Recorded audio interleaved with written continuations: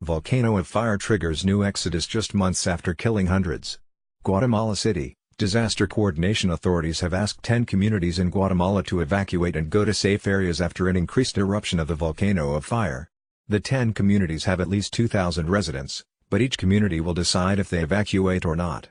Antigua al Rescate, an organization that helped communities after a devastating eruption in June, and a newspaper in the capital reported at least 3 communities were doing so. Images of the volcano after midnight showed glowing lava at the summit. The volcano is located among the departments of Escuintla, Chimaltenango and Zacatepec in the south-central part of the country.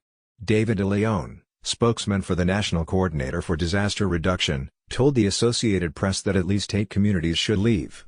De Leon said monitoring of the volcano's activity during the day Sunday showed the intensity of the eruption was being maintained, so the evacuation was called for to protect people. The 12,300 feet volcano of fire is one of the most active in Central America. An eruption in June killed 194 people and left at least 234 missing, although organizations supporting the communities have insisted there are thousands of missing persons.